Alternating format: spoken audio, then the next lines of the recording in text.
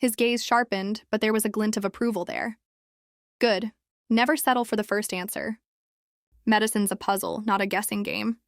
They moved on, patient to patient, Natalie answering more questions than she'd expected. Some right, some wrong. Each time she faltered, Thomas corrected her firmly, but never cruelly. By the time they reached the nurse's station, her notepad was full and so was her head. "You're thorough," Thomas said, scanning a chart.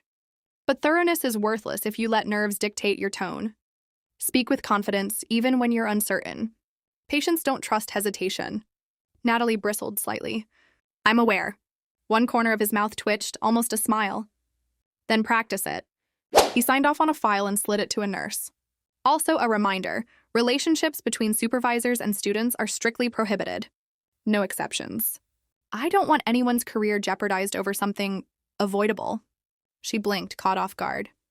"You think I—" "No, I'm here to learn, not— I'm sure you are," he interrupted, tone unreadable. "But I've seen brilliant students throw away their futures for the wrong reasons. I'd rather not see it happen again." Before she could reply, he was already moving down the hall, his white coat billowing slightly behind him. Natalie stood frozen for a moment, torn between indignation and something she didn't want to name. He was infuriatingly direct, maddeningly sure of himself. And yet, when he'd looked at her while she answered that first question, it had felt like the entire ward disappeared. She shook it off, tucking her pen behind her ear. "Confidence," she muttered to herself. "Even when I want to strangle him."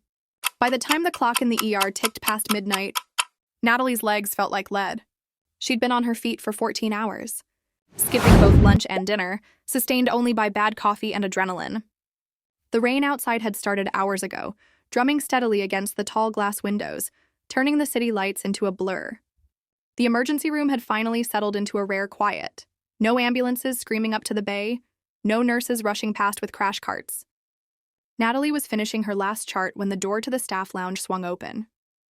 "You're still here," Thomas Carter's voice said from behind her. She turned to find him leaning casually against the doorway, still in his scrubs.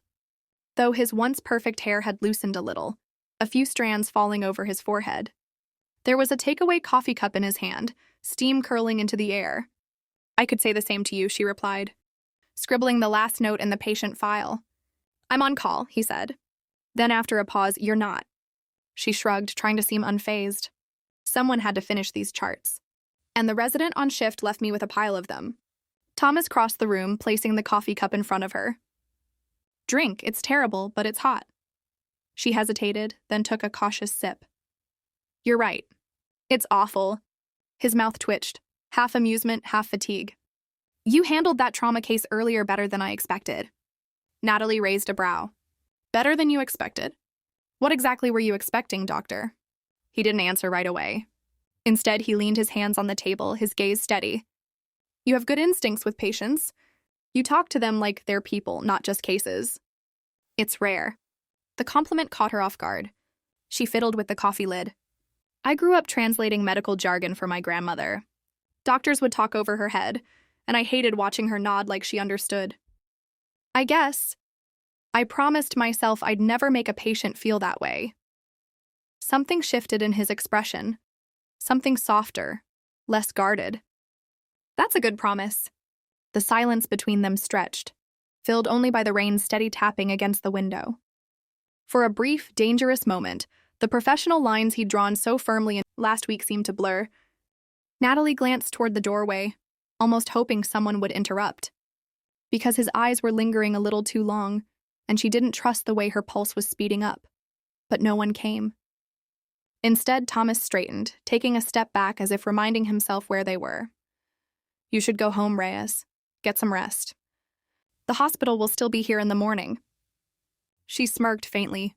"And you'll still be here too, won't you?" "Most likely," he said, turning toward the door. Then he hesitated, looking over his shoulder just once. "Try not to run into me tomorrow." Literally. Her laugh followed him out of the lounge, light but a little shaky. When Natalie finally left the hospital, the rain was still falling, cool drops soaking through her thin jacket. She tilted her face up to it, realizing her cheeks were warmer than they should have been, maybe from the coffee. Or maybe from the way Dr. Thomas Carter had looked at her tonight.